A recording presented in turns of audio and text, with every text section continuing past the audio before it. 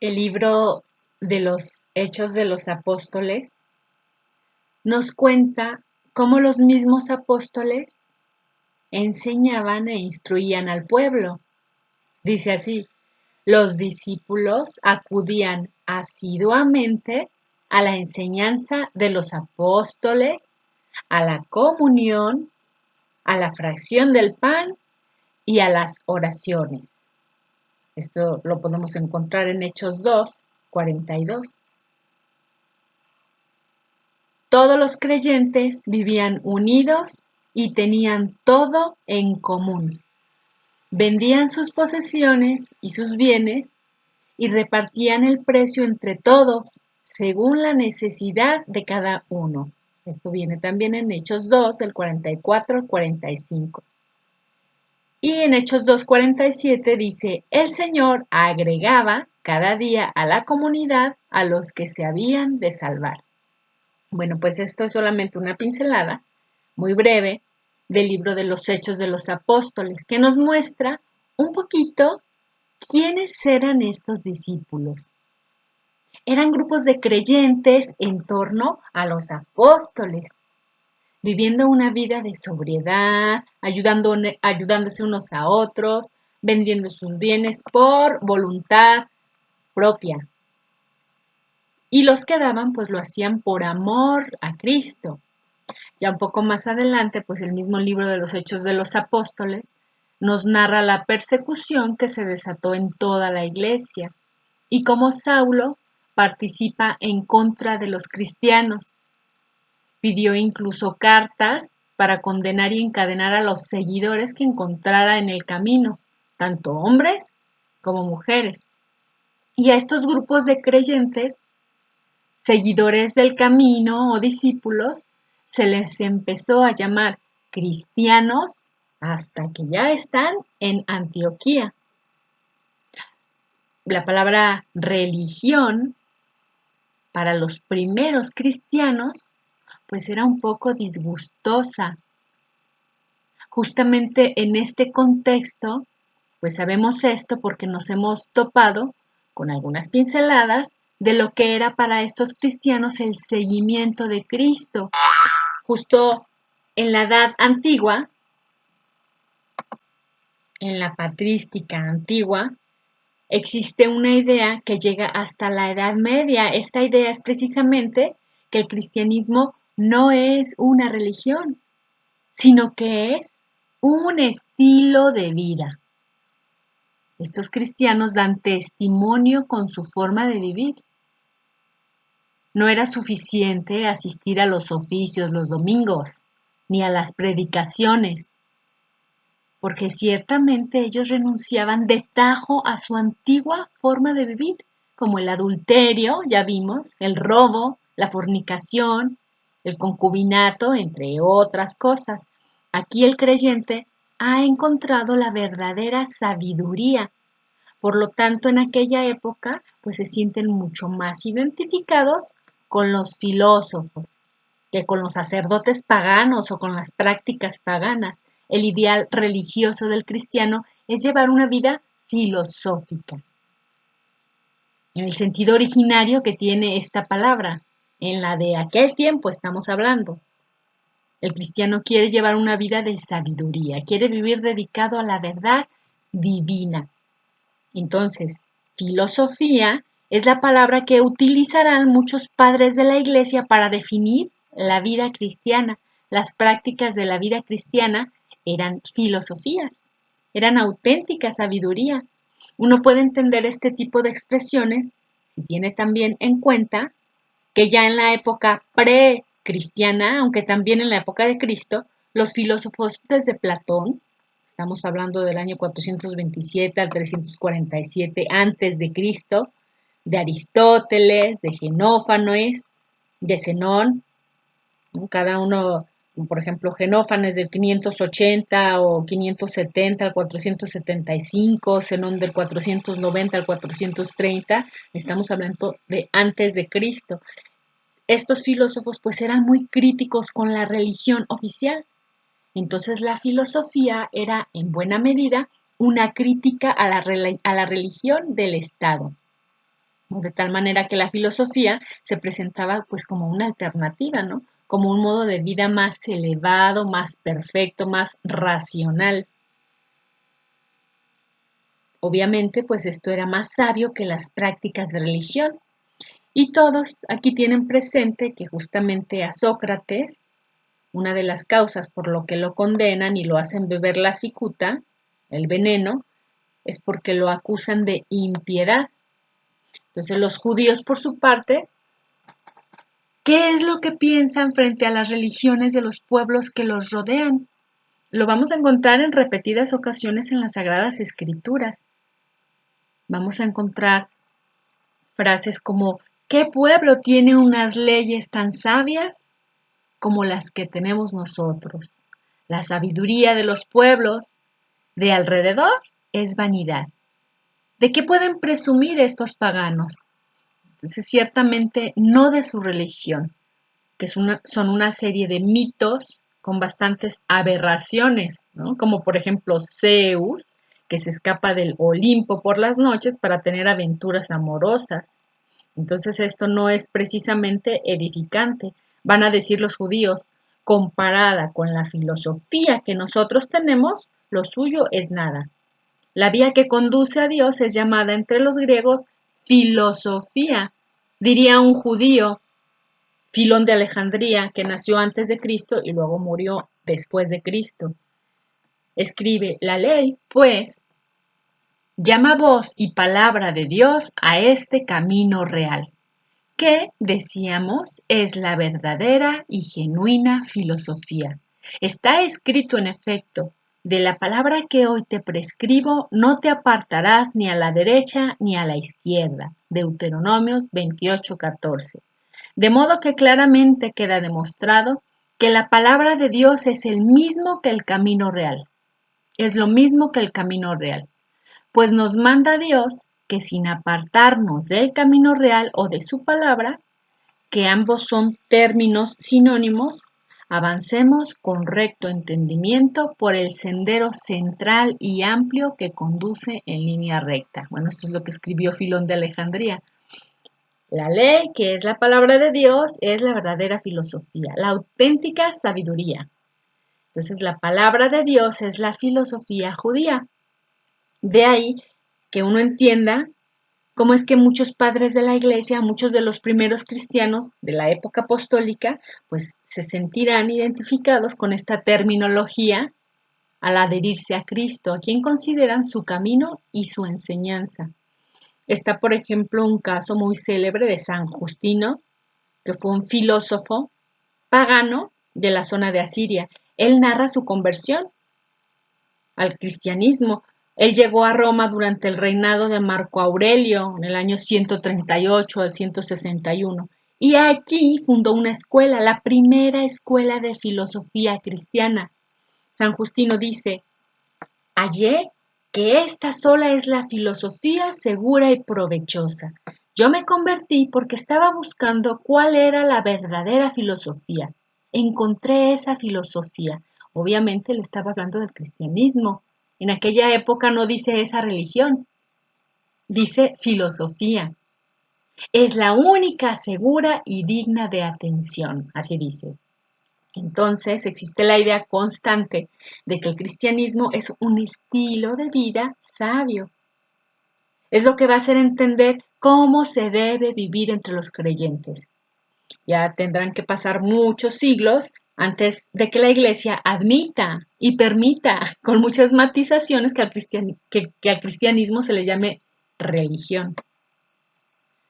Va a haber políticas y discusiones. En cambio, con mucha mayor facilidad en aquel tiempo, pues se hace accesible a los oyentes el llamar al cristianismo filosofía. Por ejemplo, Clemente de Alejandría diría, a la letra, la filosofía aspira a conseguir la sabiduría del alma, el recto juicio. La pureza de vida está llena de amor e inclinación a la verdad y emprende todo para conseguirla. Entre nosotros se denomina filósofos a los que aspiran a alcanzar la sabiduría del Maestro y Creador de todo, esto es, el conocimiento del Hijo de Dios. Dice este escrito de Clemente: entre nosotros se denomina filósofos. Así les están tratando de explicar a los de afuera quiénes son estos discípulos del Maestro, quiénes son estos seguidores de Cristo. Justamente el mismo Clemente de Alejandría, en una obra que es llamada en griego Strómata or Miscellaneas, que en español significa tapices o mosaicos, es decir, que habla de muchas cosas, ¿no? Hablando de filosofías, pues se refiere a la verdadera filosofía, porque hay muchas, pero el cristianismo, ¿no?, para ellos es la verdadera.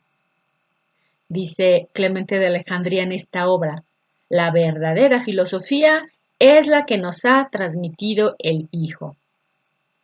Y va a ser una filosofía, una sabiduría difícil de entender, pero el lenguaje pues nos es familiar, porque San Pablo de hecho lo utiliza. Dice: predicamos una sabiduría que no es de este mundo, la sabiduría sublime. Se va a requerir de una gran conversión y un encuentro con el resucitado para poder penetrar en esta sabiduría. Muchos se pueden llamar cristianos pues porque asisten asiduamente a las enseñanzas, pero continúan en adulterio, juntándose con personas casadas, se ponen en la ocasión y luego pues les va a ser difícil evitar el adulterio. Continúan con los apegos al pecado mortal o a los dioses falsos, como lo es el apego a las riquezas, según se menciona en repetidas ocasiones en el Nuevo Testamento, ¿no? Y se aclara que el dios falso es el dinero. Esta sabiduría entonces no es algo que ha inventado algún hombre mortal, sino que nos ha sido revelada por Dios mismo. Todos estos autores no están hablando de una sabiduría de este mundo, no es una sabiduría que haya inventado algún filósofo. Los filósofos cristianos no siguen ni a Pitágoras, ni a Zenón, ni a Genófanes, ni a Platón, sino aquella que nos ha sido revelada por el Hijo del Hombre. Es una sabiduría que requiere de una conversión y ascesis, de un esfuerzo, una purificación del alma, con buenas disposiciones que van a marcar el cambio de vida. Podemos observar cómo en el libro de los Hechos de los Apóstoles los cristianos lo dejan todo para seguir al Maestro. Menciona incluso la venta de los bienes, se desprenden, dejan de lado los apegos. Y en este contexto, pues Clemente de Alejandría hace el siguiente comentario: según la escritura, es más fácil que un camello pase por el ojo de una aguja a que un rico sea filósofo. Es más difícil que un rico se adentre en esta sabiduría del Hijo de Dios, ¿no? Es más fácil que deje los apegos mundanos que le causan tantos placeres. Es más difícil, ¿no?, que deje estos apegos mundanos. Pues fueron muchos los autores de aquella época que utilizaron el término filosofía para referirse precisamente a este estilo de vida y fe. La verdadera filosofía de Cristo se opone a los sofismas, que son argumentos que parecen válidos, pero que no lo son. Se opone al lenguaje de este mundo, como cuando defienden el aborto, argumentando que el embrión es apenas una célula sin valor y sin forma, cuando el argumento de Dios es: antes de que te formaras en el seno de tu madre, yo ya te amaba. Antes de los 3 meses, ¿no? Porque se supone que a los 3 meses ya está formado. Antes de que te formaras en el seno de tu madre, yo ya te amaba. Bueno, con hechos, para el verdadero cristiano, no le es lícito matar una célula que es amada por Dios mismo. Entonces, ninguno de estos autores piensa que está inventando algo o que está utilizando un término ajeno al Evangelio, porque el término de amor a la sabiduría aparece tanto en el Antiguo Testamento como en el Nuevo. Los elogios a la sabiduría divina aparecen a través de toda la Escritura. Sabiduría, palabra de Dios y ley son sinónimos. En la Biblia vamos a encontrar expresiones como la ley de Moisés es la sabiduría de Dios, es la palabra de Dios. A diferencia de los gnósticos, todos estos autores cristianos van a mencionar que esta filosofía es práctica, no es mero conocimiento sin obras. La verdadera sabiduría consiste en un modo de vivir, exige una renuncia, ¿no?, a las adicciones, a los vicios, ordenar las pasiones en la ascética, cosa que la doctrina de los gnósticos no está dispuesta a aceptar.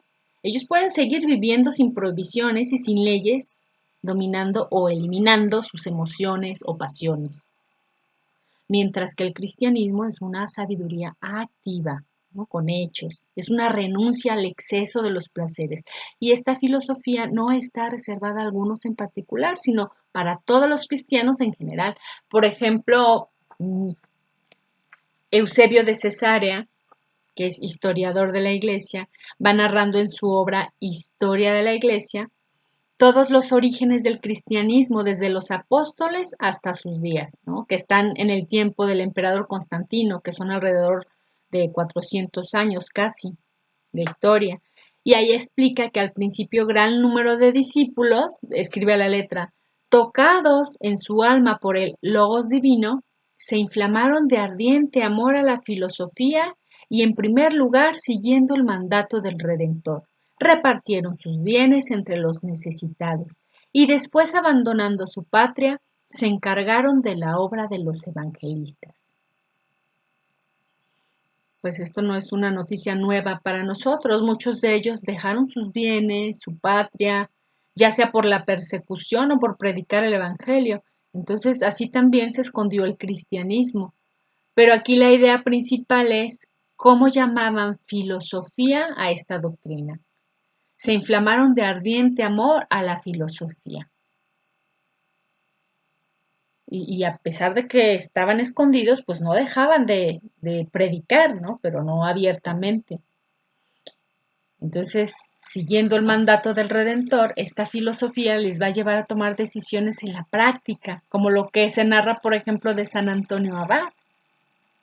Esto va a ser algo muy común en los primeros tiempos. La historia de él es como la historia de San Nicolás de Mira o de Bari, ¿no? Y luego ya conocido como Santa Claus, que es un hombre que hereda una gran fortuna, haciendas grandes heredadas de su padre y que por amor a Cristo las vende y con esas riquezas auxilia a los pobres y después se gana la vida con su propio trabajo. Entonces, ¿cómo los paganos iban a trabajar si pensaban que solo lo hacían los esclavos? Cuando uno del linaje trabajaba era indecoroso, indecoroso. Los dioses, por definición, pues son ociosos. El ideal del Olimpo es el ocio, como los emperadores o los nobles, ¿no? Trabajar como obreros era indigno o vergonzoso, lo cual va a contrastar evidentemente con el Evangelio de Jesucristo. Él trabaja y su padre también trabaja, dice en Juan 5:17.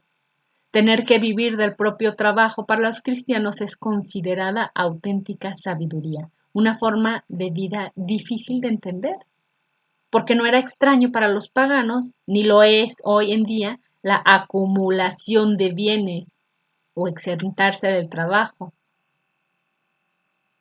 San Juan Crisóstomo la va a llamar la más alta y provechosa filosofía.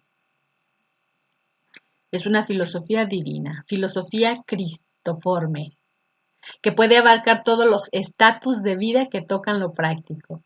Para San Juan Casiano, por ejemplo, para Máximo el Confesor, Evagrio Póntico, para todos ellos indudablemente es el ideal de la vida cristiana, que consiste en esta perfecta unión entre el conocimiento y la práctica. Van de la mano el conocimiento y la práctica, una contemplación de Dios en sí mismo.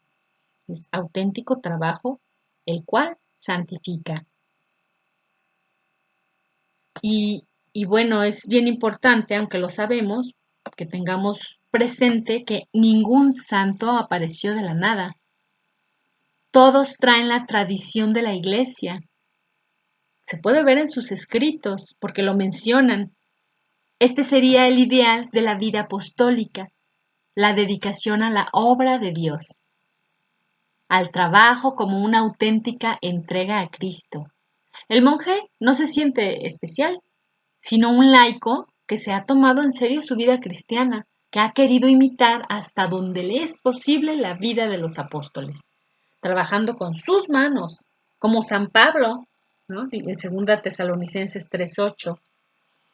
Luego después tenemos un texto de un historiador.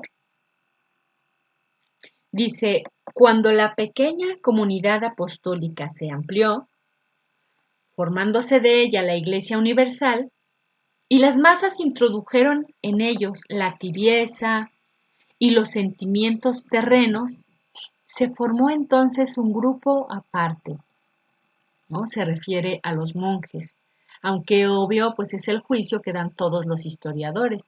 Y la iglesia pues se fue entibiando con las multitudes,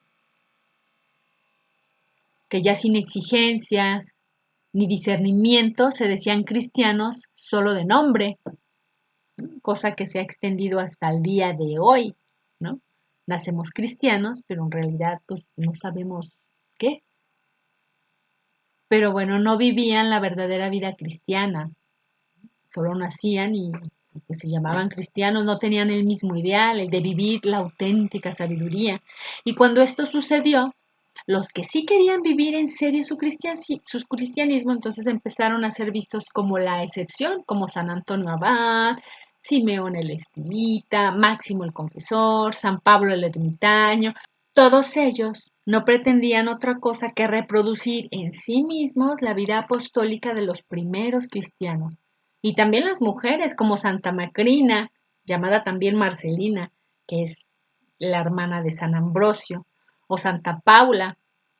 Tenemos desde las primeras décadas hombres, mujeres, niños que se sienten identificados con este estilo de vida y que no pretenden crear una religión, sino simplemente seguir un camino, la ley de Dios, vivir la sabiduría que no es de este mundo, que es la que llena el alma, las enseñanzas de Cristo, la verdadera sabiduría, la verdadera filosofía.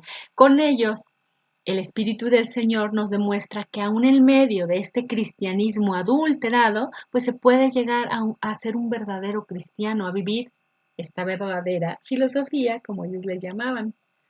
El lenguaje del camino va a aparecer en algunas epístolas como la que está dirigida a Diogneto. Es un lenguaje muy común. Lo encuentra uno en el primer salmo, que dice, es como un árbol plantado junto a corrientes de agua, que da a su tiempo el fruto y jamás se amustia su follaje. Todo lo que hace le sale bien. No así los impíos, no así, que ellos son como paja que se lleva el viento. Esto de sabiduría es saber elegir el bien y evitar el mal. Requiere de una renuncia para vivir bajo la ley divina. Lo cierto es que este vocabulario que utiliza la filosofía, pues no se acaba en la época patrística, se prolonga hasta la Edad Media. Los monjes medievales siguen utilizando esta expresión para hablar del modo cristiano de vivir. Ellos dicen, si los paganos enseñaban una filosofía mundana, nosotros los cristianos enseñamos una filosofía espiritual o divina. Entonces, el filósofo es el amante de Cristo de aquella época. Hoy la filosofía significa otra cosa, otra cosa. A uno no le debe extrañar que se le venere a Cristo como la sabiduría encarnada, ¿no? Como la iglesia de Santa Sofía, que es la santa sabiduría de Dios, no una mujer, sino el mismo Cristo. La catedral de Santa Sofía en Veliki, Novgorod, es la iglesia más antigua de Rusia. Una expresión que es muy común entre los filósofos medievales es que Él es la filosofía. Cristo es la sabiduría encarnada, la sabiduría de Dios. Por lo tanto, el seguidor de Cristo, pues va a ser un filósofo. Y si por su parte Cristo es la sabiduría encarnada, María, en la que se realizó el misterio de la encarnación, pues va a ser sin lugar a dudas la filosofía de los cristianos. Es ahí donde se bebe la sabiduría de Cristo, en ella. Para aprender a ser cristianos, decían ellos, Hay que filosofar el María. Es una expresión de la filosofía medieval. Filosofari in María. Bueno, la vida cristiana en la Edad Media, aunque está vinculada todavía al monacato, era el modo de vida pues verdaderamente divino. Los grandes maestros de la vida cristiana son considerados maestros de la filosofía, ¿no? Todavía como Santo Tomás de Aquino, que ya estamos hablando en la época medieval. Históricamente sabemos que a partir del siglo V empieza la caída del Imperio Romano en el año 476, primero en Occidente y luego en Oriente, pero la cultura antigua grecorromana es conservada en los monasterios. Gracias a Dios, los monjes conservaron las obras de los autores clásicos como Platón, Marco Tulio Cicerón, etc., convirtiéndose así los monasterios en centros de cultura. Los grandes abades y fundadores de monasterios, pues ellos no pretendían lugares exentos, ni islas alejados de todo, sino formar un lugar donde se viviera el cristianismo en plenitud. Son escuelas de sabiduría cristiana. San Bernardo, por ejemplo, es alabado por haber iniciado a los monjes en las disciplinas de la filosofía celeste. Vivir la vida monástica tiene, sin más, filosofar, que sería la oración mental, para lo cual se requiere de una disciplina y una entrega, pues ellos han dejado atrás el mundo para dedicarse a las cosas de Dios. Una armonía entre la escucha de la palabra y la aplicación. El que no es apto para el trabajo no puede ser monje, y no se refiere a los discapacitados, sino al flojo y vividor, o al desobediente, al que no quiere permanecer en monasterios porque quiere hacer su santa voluntad y no obedecer a las autoridades porque piensan que lo que ellos creen es lo mejor.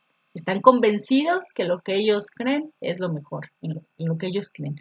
Pues ya desde la regla de los monjes de San Agustín vamos a encontrar obras que dicen en qué consisten estos trabajos y esta obediencia específicamente, ¿no? Como la oración y la práctica de las buenas obras.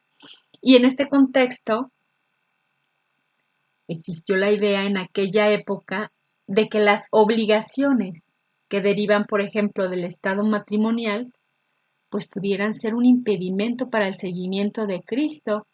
Ya estuvimos hablando en los capítulos pasados que hubo una gran alabanza de la vida célibe que tiene su origen en las epístolas de San Pablo. Y va a haber autores que hablan despectivamente del matrimonio. Sin embargo, la Iglesia, desde la época de San Agustín, los concilios de Elvira, Ancira, incluido Tertuliano, que por el contrario, pues ellos van a reaccionar fervorosamente sobre los bienes del matrimonio. Ya en los siglos IV, V y VI, pues no son excepción de hombres y mujeres que después de haber terminado su labor de criar a los hijos, entran a la vida religiosa. Era muy común, como el caso de los clérigos que habían estado casados y después entran como San Gregorio, naciaceno, al estado clerical, o cristianos convertidos que habían dejado el concubinato como San Agustín. Definitivamente el seguimiento de Cristo implica ciertas renuncias. ¿Y a qué se referían, no? ¿O de qué estaban queriendo hablar cuando decían que la vida cristiana monacal era una filosofía? Bueno, pues primeramente la idea de que la filosofía es el modo más alto de vida del hombre perfecto y pleno está en los autores filósofos paganos, tanto en Aristóteles como en Platón.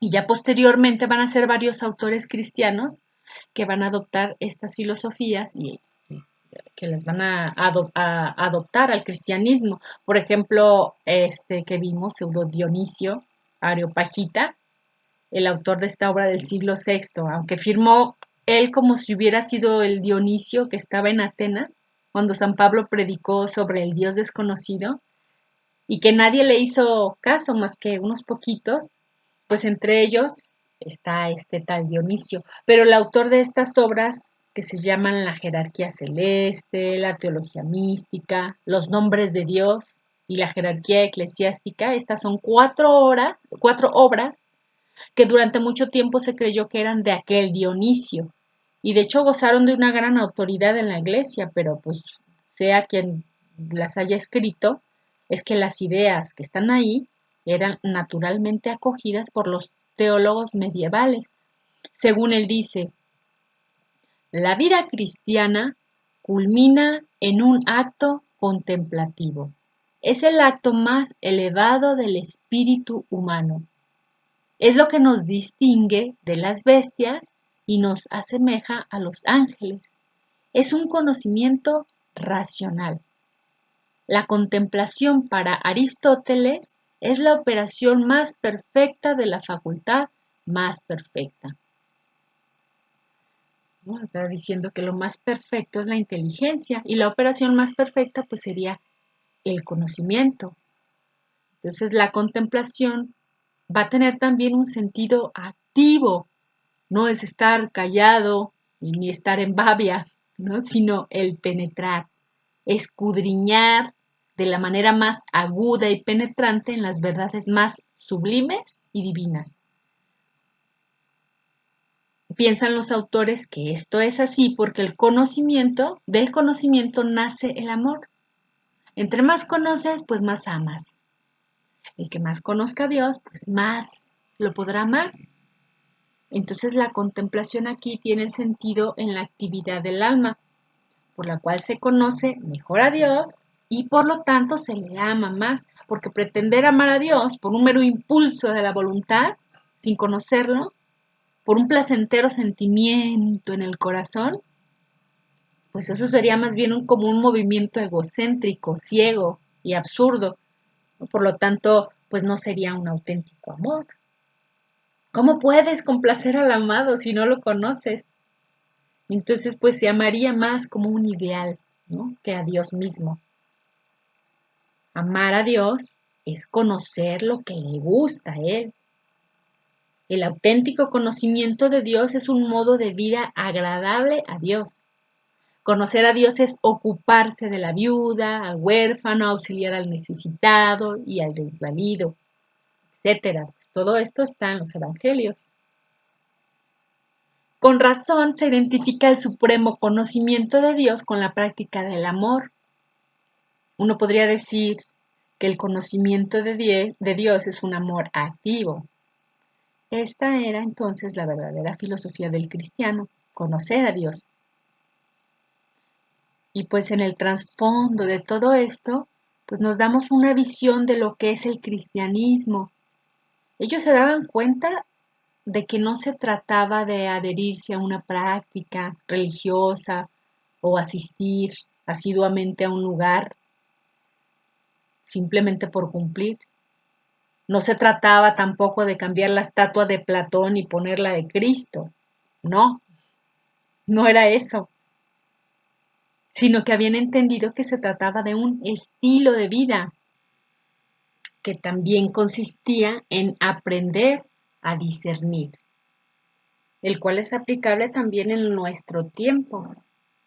Entonces terminamos aquí este capítulo pidiéndole a Dios que nos regale su don de entendimiento para saber escoger su verdad.